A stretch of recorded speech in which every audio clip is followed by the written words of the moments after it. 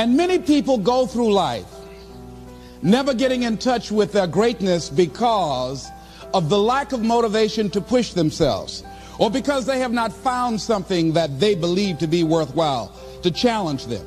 That many talented persons have gone unnoticed, and the world never had a chance to be exposed to their talent because that person did not take the time to begin to express or to demonstrate or to motivate themselves in the direction to bring that which they came into the universe to bring. Many people will leave the universe without a trace. No one will know they were here. And in fact, under their name, we could put under there, not used up. Will anybody know that you came this way? What contribution are you giving? What will you leave? What will be different because you came this way? That life is our gift to us, that God has given us, and how we live our lives is our gift to God. What kind of gift are you formulating? Is this a gift that you like to take back and do something else before you turn it in? Think about that.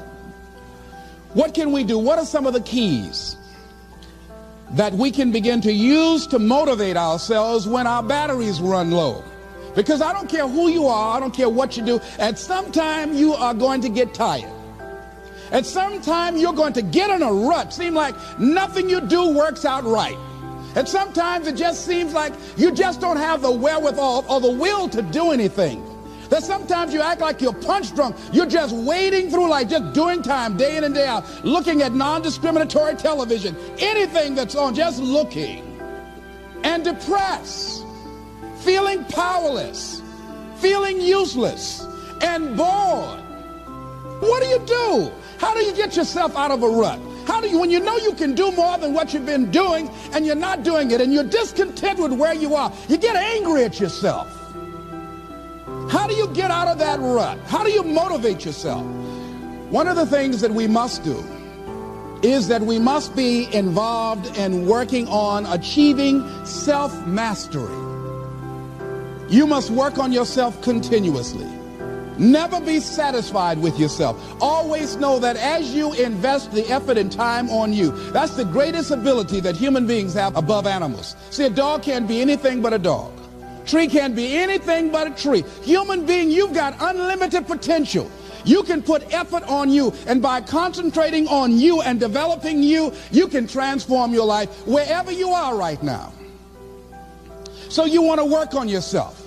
You want to read books that inspire you and motivate you. You want to listen to tapes over and over and over again. And I suggest that you listen to tapes when you first get up in the morning. You want to control the spirit of your day. When you first wake up in the morning, your mind is operating at 10.5 wave cycles per second. That's when the subconscious mind is most impressionable. Whatever you hear in the first 20 minutes when you wake up, that will affect the spirit of your day. When you listen to tapes, listen with relaxed belief, believing that this can happen for you. And by listening to them, listen to them over and over and over again, and you will get a breakthrough. You can listen to the same tape for months, and all of a sudden you hear something you never heard before. It'll have a special meaning for you. Or read the same book over again, and you find some special insight. You said, I can't believe I didn't see that the first time. So you want to be involved in developing yourself. Most people won't do that. Most people won't take that kind of effort and invest that kind of energy in themselves, because they will fall prey to that conversation within. Oh, don't do that. You don't have time. You're too busy. You're too caught up in the rat race. Most people won't do that. Well, they won't take time to go to lectures. They won't take time to go to seminars. They won't take time to go to classes to improve themselves. And as you continue to work on yourself, you will begin to expand your vision of yourself. You begin to work towards self-mastery. And you will begin to see it reflect itself in all the dimensions of your life, your mental life, your physical life, your social life, in your relationships, your monetary life.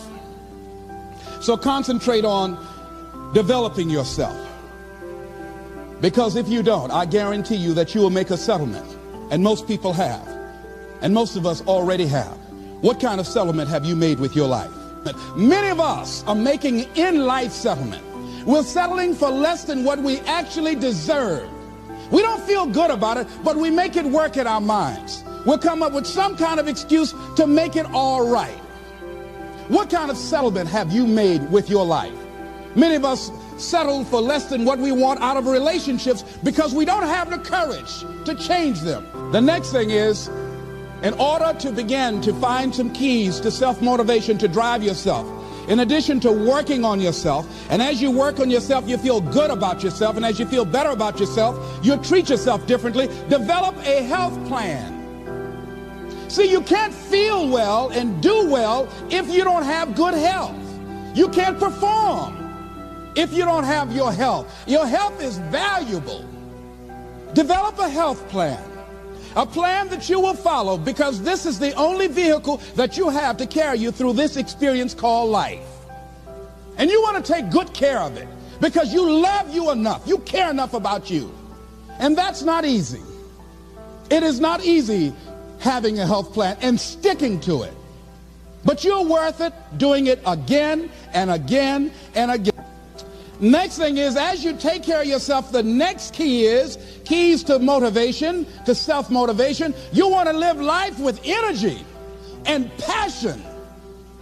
You want to make a conscious effort to be lively. See, in life, you either saying hello or goodbye. You either on the way or in the way. You want to be happy. You got a lot to be thankful for.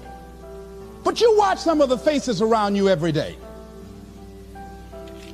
And I tell you, some of these faces, they will put you in a depressed state of mind. So you want to avoid these kind of faces. When you see them coming, turn your head.